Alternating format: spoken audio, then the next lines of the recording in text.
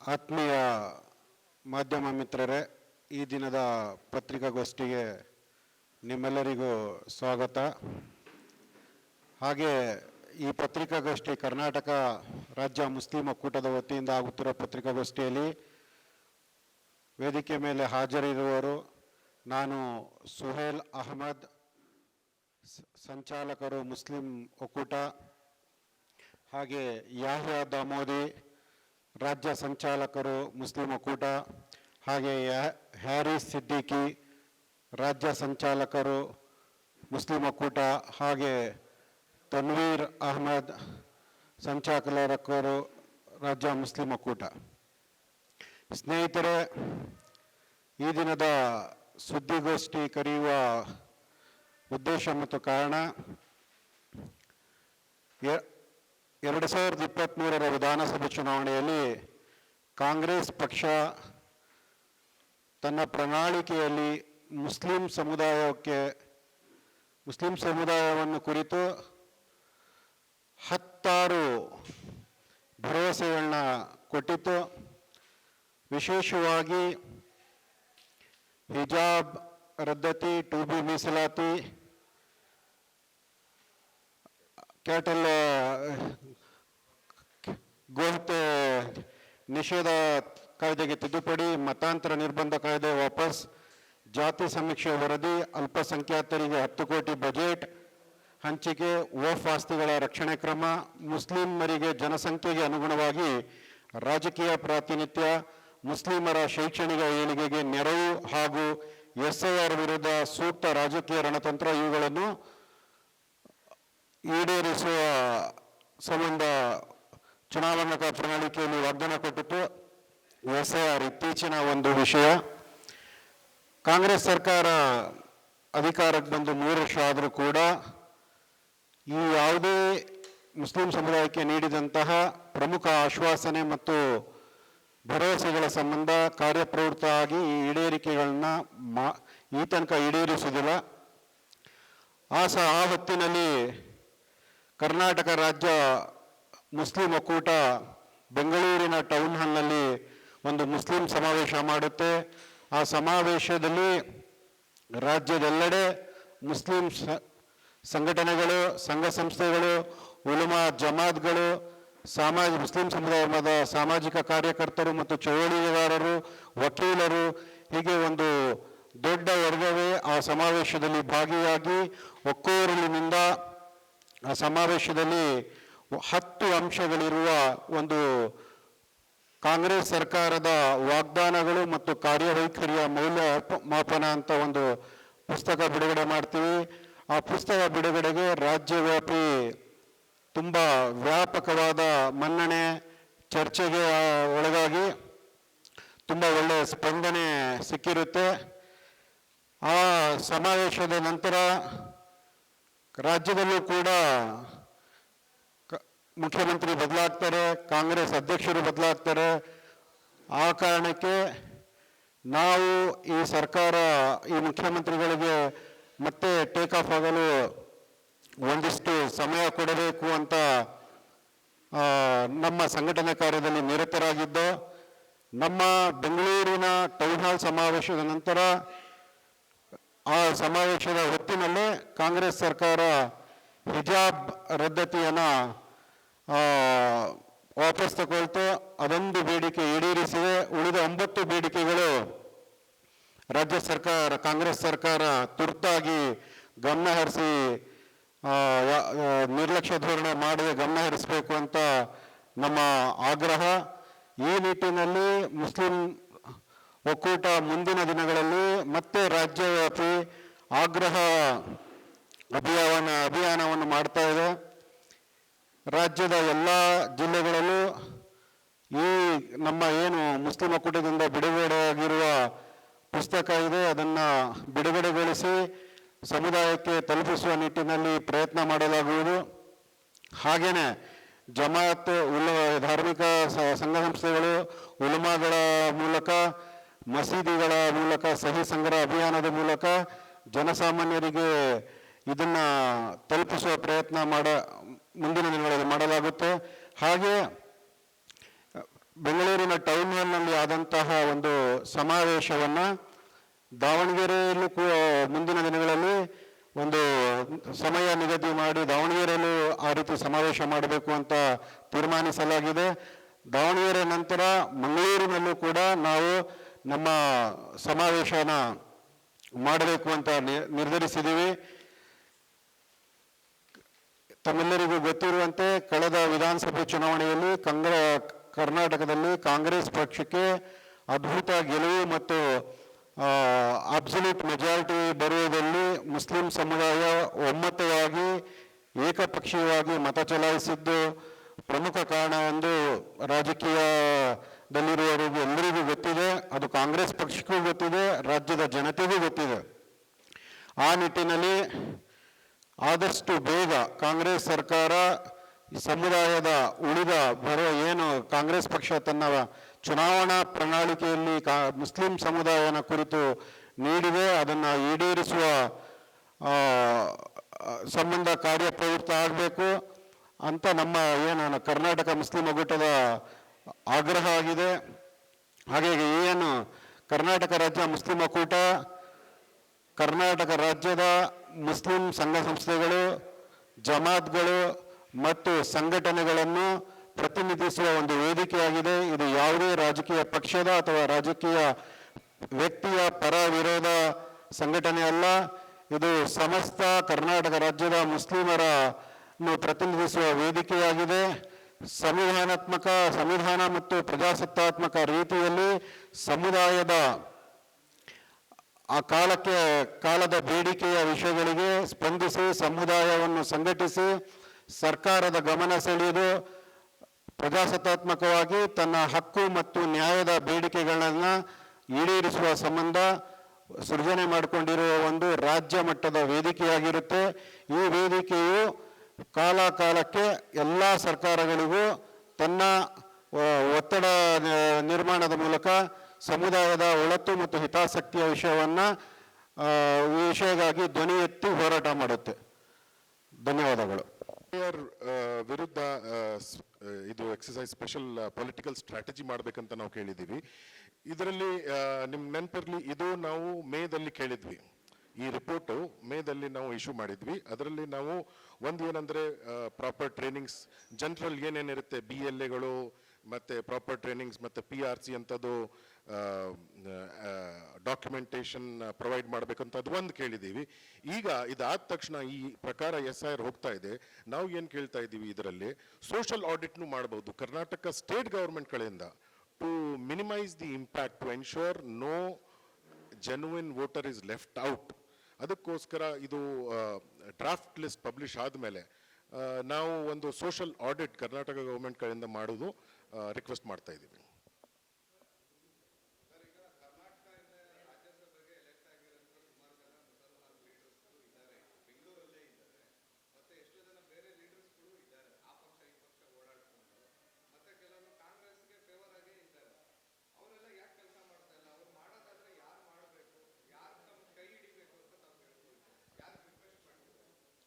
ನಾವು ಇಡೀ ಕರ್ನಾಟಕ ರಾಜ್ಯ ಸರ್ಕಾರಕ್ಕೆ ರಿಕ್ವೆಸ್ಟ್ ಮಾಡ್ತಾ ಇದ್ದೀವಿ. 136 MLAಗಳು ಫಾರ್ ದ ಸ್ಟೇಟ್ ಇಶ್ಯೂಸ್ ಮತ್ತು ಎಲ್ಲ MPs ಅವರಿಗೆ ನಾವು ರಿಕ್ವೆಸ್ಟ್ ಮಾಡ್ತಾ ಇದ್ದೀವಿ. ಈ ನಮ್ಮ ಪತ್ರಿಕಾ ಘೋಷಣೆಯಲ್ಲಿ ಇದೆ. ನಾವು ಈ ರಿಪೋರ್ಟನ್ನು ಎಲ್ಲ MLAsಗಳಿಗೆ ಕೊಡ್ತಾ ಇದ್ದೀವಿ. 136 MLAsಗಳಿಗೆ ಅವರಿಗೆ ನಾವು ಹೇಳ್ತಾ ಇದ್ದೀವಿ, ನೀವು ಕ್ರಮ ತಗೋಬೇಕು, ನೀವು ವಾಯ್ಸ್ ರೇಸ್ ಮಾಡಬೇಕು ಈ ಇಶ್ಯೂಸ್ ಬಗ್ಗೆ ಅಂತ ನಾವು ಹೇಳ್ತಾ ಇದ್ದೀವಿ.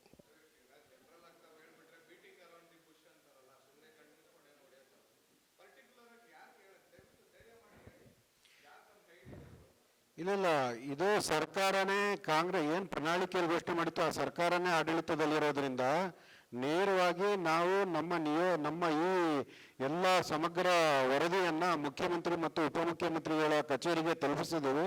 ಅದಾದ ನಂತರ ಮುಖ್ಯಮಂತ್ರಿಗಳು ಬದಲಾಗ್ಬಿಟ್ಟಿದ್ರು.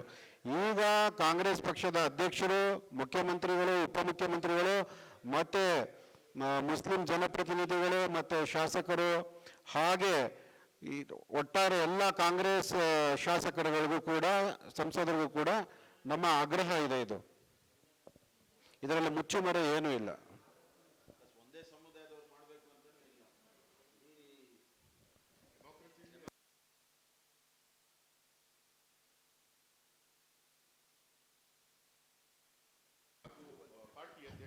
ಈಗ ಸದ್ಯದ ಅಲ್ಲ,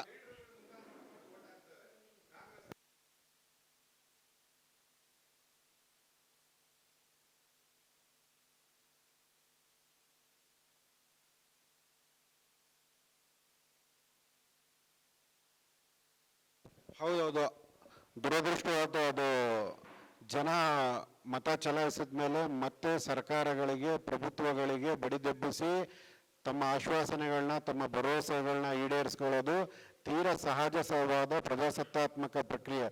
ನಾವು ಏನು ಸರ್ಕಾರಗಳು ಮತ ಚಲಾಯಿಸಿದ ಮಾತ್ರಕ್ಕೆ ಅವ್ರು ಕೊಟ್ಟ ಭರವಸೆಗಳು ಈಡೇರಿಸುವ ಪ್ರತೀತಿ ಎಲ್ಲೂ ನಾವು ಕಾಣ್ತಾ ಇಲ್ಲ. ಆ ನಿಟ್ಟಲ್ಲಿ ಇದು ಒಂದು ತೀರಾ ಸಹಜವಾದ ಒಂದು ಒತ್ತಡ ನಿರ್ಮಾಣ ಮಾಡ್ತಾ ಇದ್ದೀವಿ ನಾವು. ಹೌದು, ಮತ ಕೊಟ್ಟಿದ ಮಾತ್ರಕ್ಕೆ ಅವ್ರ ವಿರುದ್ಧ ಅವ್ರನ್ನ ಮತ್ತೆ ಕೇಳಬಾರ್ದು ಅಂತ ಎಲ್ಲೂ ಇಲ್ವಲ್ಲ. ಆ ಕಾರಣಕ್ಕೆ ಕಾಂಗ್ರೆಸ್ ಪಕ್ಷ ಈಗ ಸದ್ಯಕ್ಕೆ ಮುಸ್ಲಿಂ ಸಮುದಾಯಕ್ಕೆ ಇರುವ ಜನಪ್ರತಿನಿಧಿಗಳು ಮತ್ತೆ ಶಾಸಕರೆಲ್ಲರೂ ಒಂದೇ ಪಕ್ಷದಲ್ಲಿ ಇರೋದ್ರಿಂದ ನಮ್ಮ ಒತ್ತಡ, ನಮ್ಮ ಬೇಡಿಕೆ ಅವ್ರ ಮೂಲಕ ನಾವು ರಾಜ್ಯ ಸರ್ಕಾರ ಮತ್ತು ಕಾಂಗ್ರೆಸ್ ಪಕ್ಷ, ಕೇಂದ್ರದ ಕಾಂಗ್ರೆಸ್ ವರಿಷ್ಠರು, ಹೈಕಮಾಂಡ್ ಎಲ್ರಿಗೂ ಕೂಡ ನಾವು ಆಗ್ರಹ ಮಾಡ್ತಾ ಇದ್ದೀವಿ. ಇನ್ನೂ ಒಂದು ಏನಂದ್ರೆ, ಸಮುದಾಯ ಕಾಂಗ್ರೆಸ್ ಪಕ್ಷ ಮೇಲೆ ಕಾನ್ಫಿಡೆನ್ಸ್ ಇಟ್ಕೊಂಡು ಭರವಸೆ ಮಾಡಿ ವೋಟ್ ಹಾಕಿದ್ರು. ಈಗ 3 ವರ್ಷದಲ್ಲಿ ಕೆಲಸ ಆಗಲಿಲ್ಲ. ಸಮುದಾಯದಲ್ಲಿ ತುಂಬ ಡಿಸ್ಸ್ಯಾಟಿಸ್ಫ್ಯಾಕ್ಷನ್ ಇದೆ. ಅದಕ್ಕೋಸ್ಕರ ನಾವು ಈ ಡಾಕ್ಯುಮೆಂಟ್ ಕೊಟ್ಟು ಅವರಿಗೆ ನಾವು ಕೋರ್ಸ್ ಕರೆಕ್ಷನ್ ಮಾಡ್ಲಿಕ್ಕೆ ಹೇಳ್ತಾ ಇದ್ದೀವಿ. ಈ 2 ವರ್ಷದಲ್ಲಿ ಅದು ಸಮುದಾಯದ ಭರವಸೆ, ಸಮುದಾಯದ ಕಾನ್ಫಿಡೆನ್ಸ್ ಏನಿತ್ತು ಅದು ವಾಪಸ್ ತರ್ಲಿಕ್ಕ ಈ 10 ಪಾಯಿಂಟ್ಸ್ ನಾವು ಏನು ಹೇಳಿದ್ದೀವಿ ಇದು ಮಾಡಿದ್ರೆ ಅದು ಮತ್ತೆ ವಾಪಸ್ ಬರುತ್ತೆ. ಅಂಡ್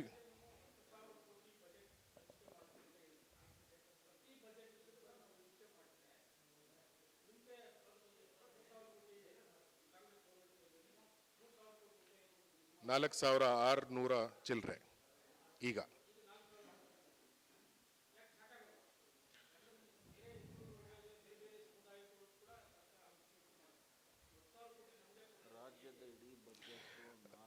ರಾಜ್ಯದ ಬಜೆಟ್ 4 ಲಕ್ಷ ಕೋಟಿಗಿಂತ ಸ್ವಲ್ಪ ಹೆಚ್ಚಿಗಿದೆ. ಆ ಪ್ರಕಾರ ಈ ಬಜೆಟ್, ಈ ಮೈನಾರಿಟಿ ಬಜೆಟ್ ಏನು ಸಿಗ್ತಾ ಇದೆ ಅದು 1% ಇದೆ. ಒಂದು. ಎರಡನೆಯದು, ಯಾವುದೇ ಸರ್ವೆ, ಯಾವುದೇ ಸೆನ್ಸಸ್ ನೀವು ನೋಡಿದ್ರೆ right from Sachar committee, Kundu committee, Ranganath Mishra commission, Kantharaju committee, Madhusudan Nayak committee, ಯಾವುದೇ ಇರಲಿ ಅದರಲ್ಲಿ ಎಲ್ಲ ಸರ್ವೇಸ್, ಎಲ್ಲ ಸೆನ್ಸಸ್ ಅಲ್ಲಿ ಏನು ಬರ್ತಾ ಇದೆ ಅಂದ್ರೆ Muslim community is one of the most backward. ಅಲ್ಪಸಂಖ್ಯಾತರದಲ್ಲಿ ಇಟ್ಸ್ ದ ಮೋಸ್ಟ್ ಬ್ಯಾಕ್ವರ್ಡ್ ಕಮ್ಯುನಿಟಿಗೋಸ್ಕರ. ಅದಕ್ಕೋಸ್ಕರ ನಾವು ಇದು 10,000 ಕೋಟಿ ಆರ್ಥಿಕ ಹಾಗೂ ಶೈಕ್ಷಣಿಕ ಅಭಿವೃದ್ಧಿಗೋಸ್ಕರ ನಾವು ಇದು ಕೇಳ್ತಾ ಇದ್ದೀವಿ. For a positive bias, let there be a positive bias. ಯಾಕಂದ್ರೆ Muslim community is the most backward community from all angles. ಅದಕ್ಕೋಸ್ಕರ ಇದು 10,000 ಕೋಟಿ ನಾವು ಕೇಳ್ತಾ ಇದ್ದೀವಿ. ಇದು ಮ್ಯಾನಿಫೆಸ್ಟೋಲ್ಲಿನೂ ಇತ್ತು.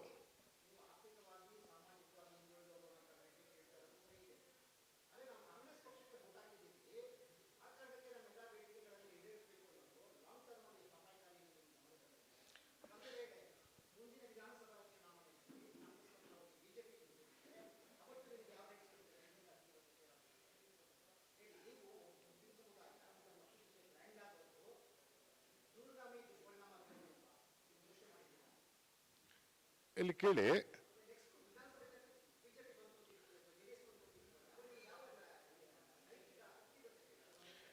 ಇದು ನೀವು ಏನು ಪ್ರಶ್ನೆ ಕೇಳ್ತಾ ಇದ್ದೀರಾ, it is basically fear mongering. Okay, ನಾವು ಏನು ಕೇಳ್ತಾ ಇದ್ದೀವಿ, ಈ ಸರ್ಕಾರ ಇದೆ, ಸದ್ಯಕ್ಕೆ ಈ ಸರ್ಕಾರ ಇದೆ.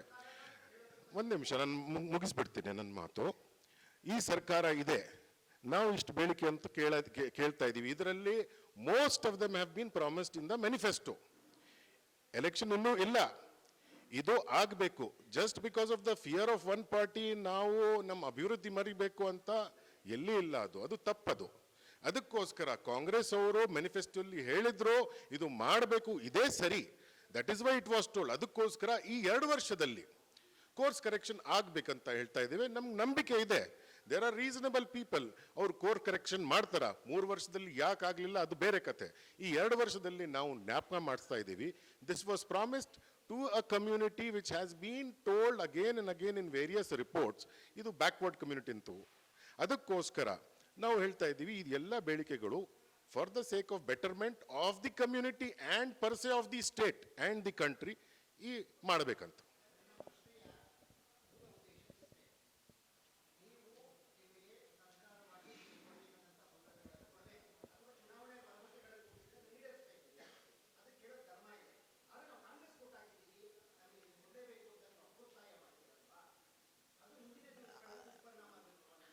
ಇಲ್ಲ, ನಮ್ಮ ವಾದ ಆ ಥರ ಅಲ್ಲ. ನಮ್ಮ ವಾದ ಏನಂದರೆ, ನೀವು ಪ್ರಣಾಳಿಕೆಯಲ್ಲಿ ಏನು ಆಶ್ವಾಸನೆ ಕೊಟ್ರಿ ಅದ್ರ ಮೂಲಕ ನಿಮಗೆ ಜನ ಮತ ಕೊಟ್ಟು ನೀವು ಸರ್ಕಾರ ನಡೆಸ್ತಿದ್ದೀರಾ.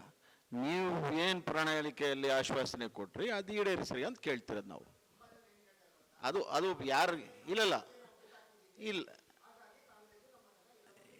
ಕಾಂಗ್ರೆಸ್ಗೆ ವೋಟ್ ಆಗಿರೋದು ನಿಜ, ಕಾಂಗ್ರೆಸ್ ಹೋಗಾಗಿರೋದು ನಿಜ. ಈ ಪ್ರಣಾಳಿಕೆಯಲ್ಲಿ ನಾವು ಹೇಳಿದ್ದಲ್ಲ, ಅವ್ರು ಬರ್ಕೊಂಡಿರೋದು. ಗಮನ ನೀವು ನೋಡಿ ಮತ್ತೆ ಕ್ರಮ ತಗೊಳ್ಳಿ.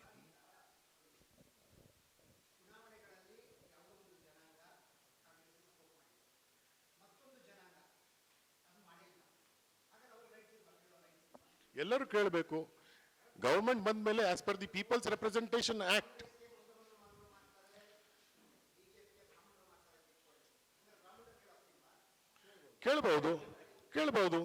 ಕೇಳಬೇಕು. ಅಲ್ಲ, ಸರ್ಕಾರಿಗೆ ಕೇಳ್ತಾ ಕಾಂಗ್ರೆಸ್ ಸರ್ಕಾರಿಗೆ ನಾವು ಕೇಳ್ತಾ ಇದ್ದೀವಿ.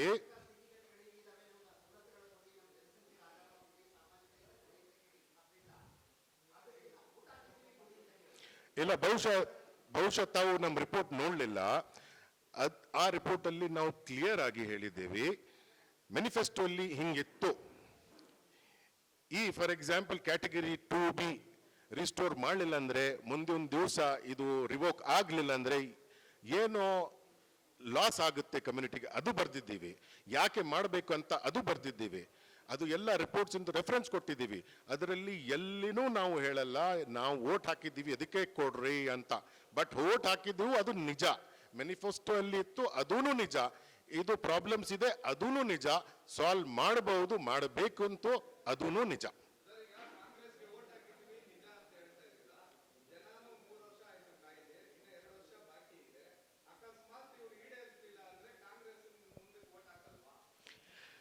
ನೋಡಿ, ಜನಸಮುದಾಯ ತಾವು ಯಾವ ಪಕ್ಷಕ್ಕೆ ಮತ ಚಲಾಯಿಸಿರ್ತಾರೋ ಆ ಪಕ್ಷಕ್ಕೆ ತಮ್ಮ ಹಕ್ಕೊತ್ತಾಯ ಕೂಡ ಕೇಳೋದು ತುಂಬ ಸಹಜವಾದದ್ದು. ಕಾಂಗ್ರೆಸ್ ಪಕ್ಷಕ್ಕೆ ಮುಂದಿನ ಬಾರಿ ಮುಸ್ಲಿಂ ಸಮುದಾಯ ಮತ ಕೊಡುತ್ತೆ, ಇವರು ಕೊಡಲಿಲ್ಲ ಅನ್ನೋ ಭರವಸೆಗಳು ಈಡೇರಿಸಲಿಲ್ಲ ಅಂದರೆ ಮುಂದಿನ ತೀರ್ಮಾನ ನಿರ್ಧಾರ ಏನು ಅನ್ನೋದು ಇನ್ನು 2 ವರ್ಷಗಳಲ್ಲಿ ಕಾಲವೇ ನಿರ್ಧರಿಸುತ್ತೆ. ಮತ್ತೆ ನಾವು ಪೊಲಿಟಿಕಲ್ ಪಾರ್ಟಿ ಇಲ್ಲ. ಇದು ಅಕಸ್ಮಾತ್ ಆಗ್ಲಿಲ್ಲ ಅಂದ್ರೆ ನಮ್ಗೆ ನಂಬಿಕೆ ಇದೆ, ಭರೋಸೆ ಇದೆ ಇದು ಆಗುತ್ತೆ ಅಂತ. ಅಕಸ್ಮಾತ್ ಆಗ್ಲಿಲ್ಲ ಅಂದ್ರೆ ನಮ್ ಮೂವ್ಮೆಂಟ್ ನಡೀತಾ ಇರುತ್ತೆ. We will take it to the district level, taluka level. ಜನರು ಡಿಸೈಡ್ ಮಾಡಲಿ ಏನ್ ಮಾಡ್ಬೇಕಂತ. ನಾವು ವೋಟ್ ಹಾಕ್ರಿ, ವೋಟ್ ಹಾಕ್ಬಾಡ್ರಿ ಅಂತ ಹೇಳಲ್ಲ. ಇಂಥದ್ದು ಇಶ್ಯೂಸ್ ಇದೆ, ಇದು ಪ್ರಾಮಿಸ್ ಮಾಡಿದ್ರು, ಇದು ಆಗ್ಲಿಲ್ಲ, ಇದು ಆಯ್ತು, ಜನರು ಡಿಸೈಡ್ ಮಾಡ್ಲಿಲ್ಲ. ನಾವು ಏನು ಅವ್ರಿಗೆ ಹೇಳಲಿಕ್ಕೆ ಹೋಗಲ್ಲ ವೋಟ್ ಹಾಕ್ರಿ ಇಲ್ಲ ಅಂತ. Let the people decide, that is the only right thing to do.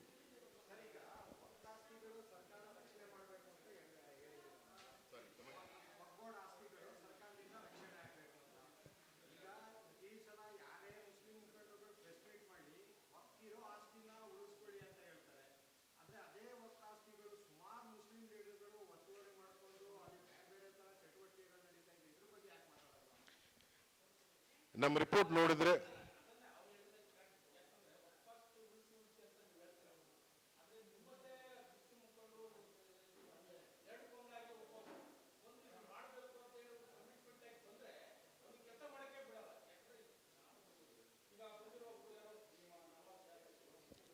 Ali Husaini साहब,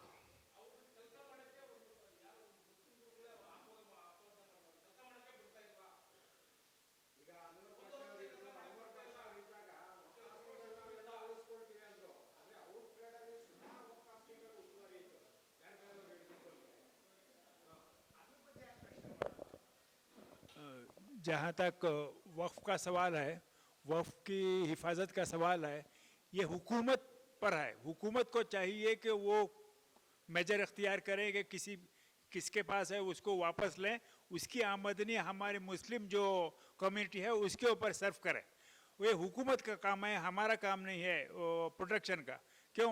तमाम जिम्मेदारी हुकूमत के पास है, वो उन्हीं के पूरा वक्फ उन्हीं के अंडर में है। तो हम उन्होंने हमारे क्या कहते हैं मैनिफेस्टो में उन्होंने कहा है कि तो उस हम लोग तमाम ये जितने भी हमारे 10 पॉइंट्स है मैनिफेस्टो में है, उसको वापस हम हुकूमत पर दबाव डालेंगे कि उसको वापस कराएं और उसके ऊपर अमल करें।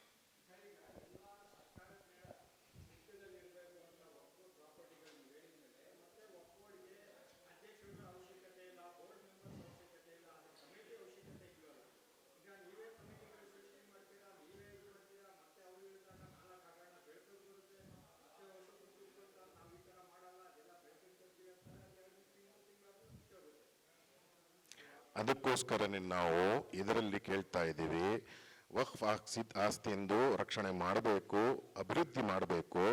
ಯಾರು ಆ ಅಭಿವೃದ್ಧಿದಲ್ಲಿ ಅಡ್ಡ ಹಾಕ್ತಾ ಇದ್ದಾರಾ, ಇಲ್ಲ ಎನ್ಕ್ರೋಚ್ಮೆಂಟ್ ಮಾಡ್ತಾ ಇದ್ದಾರಾ, ಅದು ಸರಿಯಾಗಿ ಕ್ರಮ ತಗೊಳ್ಳಿ, ಸರ್ವೆ ಮಾಡಿಸ್ರಿ, ಕ್ರಮ ತಗೊಳ್ಳಿ, ಆಕ್ಷನ್ ಮಾಡ್ರಿ ಅಂತ ಹೇಳ್ತಾ ಇದ್ದೀವಿ. ಯಾಕಂದ್ರೆ it is one of the most prize positions for the community and it can be used for the development as well along with other things.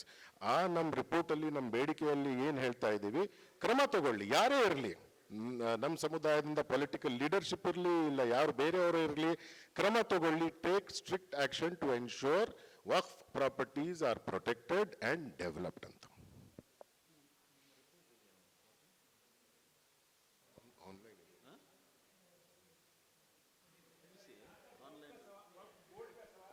Sir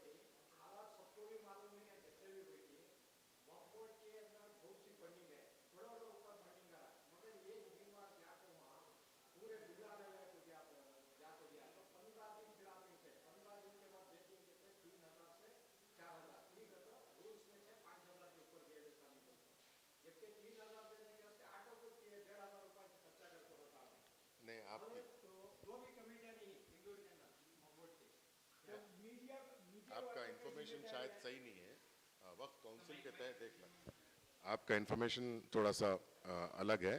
Waqf council के लिए जो है ना 1 लाख तक का रीएम्बर्समेंट होता है, ऐसा नहीं कि नहीं होता है। और हाँ, जैसे हर डिपार्टमेंट होता है, वक्फ बोर्ड में भी जो है ना मसले हैं, देर आर इश्यूज, ಪ್ರಾಬ್ಲಮ್ಸ್ ಇದೆ ಅದರಲ್ಲಿ. ಅದೇ ನಾವು ನಮ್ಮ ಬೇಡಿಕೆಯಲ್ಲಿ ಏನು ಹೇಳ್ತಾ ಇದ್ದೀವಿ, rectify it and we hope ಇದು ಗವರ್ಮೆಂಟ್, ಈ ಗವರ್ಮೆಂಟ್ ಅಲ್ಲಿ ಈ ರೆಕ್ಟಿಫಿಕೇಶನ್ ಆಗಬಹುದು, ರಕ್ಷಣೆ ಆಗಬಹುದು, ಕ್ರಮ ತಗೊಳ್ಬಹುದು, ಮತ್ತೆ ಅಭಿವೃದ್ಧಿ ಮಾಡಬಹುದು ಈ ವಕ್ಫ್ ಪ್ರಾಪರ್ಟೀಸ್ ಇಂದ.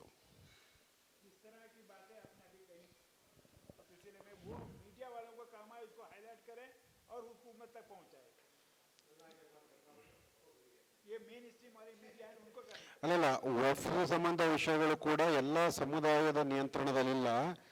ಮುಖ್ಯಮಂತ್ರಿಗಳು, ಉಪಮುಖ್ಯಮಂತ್ರಿಗಳು, ಯಾರು ಸರ್ಕಾರದ ಮುಖ್ಯ ಭಾಗವಾಗಿರ್ತಾರೆ, ಅವರು ಇದರ ಮೇಲುಸ್ತುವಾರಿ ವಹಿಸಿ ಇಲ್ಲಿ ಪಾರದರ್ಶಕತೆ ಮತ್ತು ಸಮರ್ಥ ಆಡಳಿತ ಆಗೋ ರೀತಿ ನೋಡ್ಕೋಬೇಕು ಅನ್ನೋದು ಕೂಡ ನಮ್ಮ ಒತ್ತಾಯ. ನೀವು ಹೇಳ್ತಾ ಇರೋ ಎಲ್ಲ ವಿಷಯಗಳು ನಿಜವೂ ಹೌದು, ಆ ನಿಟ್ಟಿನಲ್ಲಿ ಸುಧಾರಣೆ ಆಗಬೇಕು ಅನ್ನೋದು ಕೂಡ ನಮ್ಮ ಒತ್ತಾಯ. ಕಳೆದ 2023ರ ವಿಧಾನಸಭಾ ಚುನಾವಣೆಯಲ್ಲಿ ಮುಸ್ಲಿಂ ಸಮುದಾಯನ ಉದ್ದೇಶಿಸಿ ಕಾಂಗ್ರೆಸ್ ಪಕ್ಷ ಏನು ಪ್ರಮುಖ ಭರವಸೆಗಳನ್ನ ನೀಡಿತ್ತು, 10 ಭರವಸೆಗಳನ್ನ ನೀಡಿತ್ತು. ಅದರಲ್ಲಿ ಪ್ರಮುಖವಾಗಿ ಹಿಜಾಬ್, 2B ರದ್ದತಿ, ಮತಾಂತರ ನಿಷೇಧಾಜ್ಞೆ, ಗೋಹತ್ಯೆ, ಜಾತಿ ಸಮೀಕ್ಷೆ ವರದಿ ಮತ್ತು ವಕ್ಫ್ ಪ್ರಾಪರ್ಟಿಗಳನ್ನ ಸಂರಕ್ಷಣೆ ಮಾಡೋದ್ರ ಸಂಬಂಧ 10 ಭರವಸೆಗಳನ್ನ ಕೊಟ್ಟಿತ್ತು. ಕಾಂಗ್ರೆಸ್ ಸರ್ಕಾರ ಬಂದು 3 ವರ್ಷ ಆಗಿದೆ. ಇದುವರೆಗೂ ಕೂಡ ಈ ಭರವಸೆಗಳ ಸಂಬಂಧ ಯಾವುದೇ ಕಾರ್ಯಪ್ರವೃತ್ತರಾಗದೆ ನಿರ್ಲಕ್ಷ್ಯ ಮಾಡಿರುವುದು ಕಂಡುಬಂದಿದೆ. ತೀರಾ ನಿರ್ಲಕ್ಷ್ಯ ಮಾಡ್ತಾ ಇರೋದು ಕಾಂಗ್ರೆಸ್ ಪಕ್ಷ. ಈ ಸಮುದಾಯದಲ್ಲಿ ತುಂಬ ಆಕ್ರೋಶ, ಅಸಮಾಧಾನ ಇದೆ. ಕರ್ನಾಟಕ ರಾಜ್ಯ ಮುಸ್ಲಿಂ ಒಕ್ಕೂಟದ ವತಿಯಿಂದ ಮೇ 16ನೇ ತಾರೀಕು ಟೌನ್ ಹಾಲ್ನ ಟೌನ್ ಹಾಲಲ್ಲಿ ಒಂದು ಮುಸ್ಲಿಂ ಸಮಾವೇಶ ಆಗ್ತು. ಆ ಸಮಾವೇಶದಲ್ಲಿ ಸಮುದಾಯದ ಬುದ್ಧಿಜೀವಿಗಳು, ಸೋಷಲ್ ಆಕ್ಟಿವಿಸ್ಟ್, ಸಂಘ ಸಂಸ್ಥೆಗಳು, ಜಮಾತ್ಗಳು, ಉಲಮಾಗಳು ಎಲ್ಲರೂ ಸೇರಿ ಒಂದು ವರದಿಯನ್ನು ಸಿದ್ಧಪಡಿಸಿದ್ದು. ಕಾಂಗ್ರೆಸ್ ಹೇಳಿದ್ದೇನು ಮಾಡಿದ್ದೇನು ಮುಂದೇನು ಅಂತ. ಆ ಪುಸ್ತಕ ಬಿಡುಗಡೆ ನಂತರ ಕರ್ನಾಟಕ ರಾಜ್ಯದಲ್ಲಿ ಈ ವೇದಿಕೆಗೆ ತುಂಬ ದೊಡ್ಡ ಮಟ್ಟದ ವ್ಯಾಪಕವಾದ ಪ್ರತಿಸ್ಪಂದನೆ ಸಿಕ್ತು. ಕಾಂಗ್ರೆಸ್ ಸರ್ಕಾರ ಕೂಡ ಅದಕ್ಕೆ ಹಿಂದೆ ಇದ್ದಂಥ ಸರ್ಕಾರ ಕೂಡ ಆ ಸಮಾವೇಶ ಆಗಬಾರ್ದು, ನಾವು ಬಗೆಹರಿಸ್ತೀವಿ ಈ ಸಮಸ್ಯೆಯನ್ನು ಅಂತ ಆವಾಗ ನಮ್ಮ ಮೇಲೆ ಒತ್ತಡ ಹಾಕಿದ್ರು. ಬಟ್ ಅನ್ಫಾರ್ಚುನೇಟ್ಲಿ ಅದೇ ಸಮಯದಲ್ಲಿ ಕರ್ನಾಟಕ ರಾಜ್ಯದಲ್ಲಿ ಮುಖ್ಯಮಂತ್ರಿಗಳು ಬದಲಾದರು, ಕಾಂಗ್ರೆಸ್ KPCC ಅಧ್ಯಕ್ಷರು ಬದಲಾದರು. ನಾವು ಕೂಡ ಸರ್ಕಾರ ಮತ್ತಷ್ಟು ಅವರಿಗೆ ಟೇಕ್ ಆಫ್ ಆಗಲು ಸಮಯಾವಕಾಶ ಬೇಕು ಅಂತ ನಮ್ಮ ಕರ್ನಾಟಕ ರಾಜ್ಯ ಮುಸ್ಲಿಂ ಒಕ್ಕೂಟ ನಮ್ಮ ಆಂತರಿಕವಾಗಿ ಸಂಘಟನೆಯ ನಿರ್ಮಾಣ ಕಾರ್ಯದಲ್ಲಿ ತೊಡಗಿದ್ದು. ಕಳೆದ ಬಾರಿ ಮೇ 16ರ ಸಮಾವೇಶದ ನಂತರ ಹಿಜಾಬ್ ಮೇಲೆ ಏನು ನಿಷೇಧ ಇತ್ತು, ಕರ್ನಾಟಕ ಸರ್ಕಾರ ಅದನ್ನು ವಾಪಸ್ ತಗೊಳ್ತು. ನಂತರ ಇನ್ನೂ ಕೂಡ 9 ಬೇಡಿಕೆಗಳಿದೆ. ಈ ಬೇಡಿಕೆ ಸಂಬಂಧ ಈಗಲೂ ಕೂಡ ಕಾಂಗ್ರೆಸ್ ಸರ್ಕಾರ ಮುಂದಿನ ದಿನಗಳಲ್ಲಿ ಕಾರ್ಯಪ್ರವೃತ್ತರಾಗದೇ ಇದ್ದರೆ ಕರ್ನಾಟಕ ರಾಜ್ಯ ಮುಸ್ಲಿಂ ಒಕ್ಕೂಟ ಜಿಲ್ಲಾ ಮಟ್ಟದಲ್ಲಿ ಸಮಾವೇಶಗಳನ್ನ ಮಾಡಬೇಕು. ದಾವಣಗೆರೆಯಲ್ಲೂ ಕೂಡ ಒಂದು ಸಮಾವೇಶ ಮಾಡಬೇಕು ಅಂತ ತೀರ್ಮಾನ ಮಾಡಿದೆ. ಮುಂದಿನ ದಿನಗಳು ಮಂಗಳೂರು ಮತ್ತು ಕಾಂಗ್ರೆಸ್ನ ಹೈಕಮಾಂಡು ವರಿಷ್ಠರಿಗೆ ಮತ್ತು ಶಾಸಕರು, ಮಂತ್ರಿಗಳು ಎಲ್ರಿಗೂ ಕೂಡ ಕರ್ನಾಟಕ ರಾಜ್ಯ ಮುಸ್ಲಿಂ ಒಕ್ಕೂಟದ ವತಿಯಿಂದ ಏನು ನಾವು ವರದಿಯನ್ನು ಸಿದ್ಧಪಡಿಸಿದ್ದೀವಿ ಅದನ್ನು ತಲುಪಿಸೋ ಪ್ರಯತ್ನ ಮಾಡ್ತೀವಿ. ಜೊತೆಗೆ ಸಮುದಾಯದ ಪ್ರಮುಖ ಗಣ್ಯರು, ಉಲಮಾಗಳು, ಇನ್ನು ಯಾರು ಪ್ರಭಾವಿಗಳಿದ್ದಾರೆ ಅವ್ರಗಳ ಮೂಲಕನೂ, ಜಮಾತ್ಗಳ ಮೂಲಕ, ಮಸೀದಿಗಳ ಮೂಲಕ ಏನು ನಮ್ಮ ವರದಿಯನ್ನು ಸಮುದಾಯಕ್ಕೂ ತಲುಪಿಸೋ ಪ್ರಯತ್ನ ಮಾಡ್ತಾ ಇದ್ದೀವಿ. ಈ ರೀತಿ ಮುಂದಿನಗಳಲ್ಲಿ ರಾಜ್ಯವ್ಯಾಪಿ ಮುಂದೆ ಕಾಂಗ್ರೆಸ್ ಸರ್ಕಾರ ತುರ್ತಾಗಿ ಮುಸ್ಲಿಂ ಸಮುದಾಯದ ಬೇಡಿಕೆಗಳತ್ತ ಗಮನ ಹರಿಸದೇ ಇದ್ದರೆ ನಾವು ದೊಡ್ಡ ಒಂದು ಆಗ್ರಹ ಮಾಡುವ ಮೂಲಕ ರಾಜ್ಯವ್ಯಾಪಿ ಸಮುದಾಯವನ್ನು ಸಂಘಟಿಸೋ ಪ್ರಯತ್ನ ಮಾಡ್ತೀವಿ. ಈ 10 ವಿಚಾರಗಳಲ್ಲಿ ಸರ್ 1 ಈಗ ನಿಮಗೆ ಸಂಪೂರ್ಣ ಆಗಿದೆ, ಇನ್ನು 9ರಲ್ಲಿ ಮತ್ತೆ ಪ್ರಮುಖ ಅಂತ ಯಾವುದು ಬರುತ್ತೆ ಬೇಡಿಕೆಗಳು? ಮೇಡಮ್, ಪ್ರಮುಖ ಅಂತ ಇಲ್ಲ, ಯಾಕಂದರೆ ಕಾಂಗ್ರೆಸ್ ಪಕ್ಷವೇ ತನ್ನ ಪ್ರಣಾಳಿಕೆಯಲ್ಲಿ ಇವೆಲ್ಲ ಅಂಶಗಳನ್ನ ಹೇಳಿರೋದ್ರಿಂದ ಎಲ್ಲವೂ ಪ್ರಮುಖವಾದುದೇ. ಅತಿ ತುರ್ತಾಗಿ ನಮಗೆ ವಿದ್ಯಾರ್ಥಿಗಳ ಭವಿಷ್ಯದ ಹಿತದೃಷ್ಟಿಯಿಂದ 2B ಮೀಸಲಾತಿ ಮರುಸ್ಥಾಪನೆ ಆಗಬೇಕಾಗಿದೆ. ಅದು ಯಾಕಂದರೆ ಅದು ದೊಡ್ಡ ಒಂದು ಸಮುದಾಯದ ಒಂದು ಸಾಮಾಜಿಕ ಮತ್ತು ಶೈಕ್ಷಣಿಕ ನ್ಯಾಯವನ್ನು ಒದಗಿಸುವ ಅತಿ ದೊಡ್ಡ ಬೇಡಿಕೆ ಅದು. ಮತ್ತು ಕಾಲಾನುಕ್ರಮೇಣ ಎಲ್ಲ ಬೇಡಿಕೆಗಳು ಅಂದರೆ ಇನ್ನು 6 ತಿಂಗಳಲ್ಲಿ ಕಾಂಗ್ರೆಸ್ ಪಕ್ಷ ನೀಡಿರುವ ಎಲ್ಲ ಬೇಡಿಕೆಗಳು ಈಡೇರಿಸಬೇಕು ಅಂತ ಕರ್ನಾಟಕ ರಾಜ್ಯ ಮುಸ್ಲಿಂ ಒಕ್ಕೂಟ ಆಗ್ರಹಿಸುತ್ತೆ.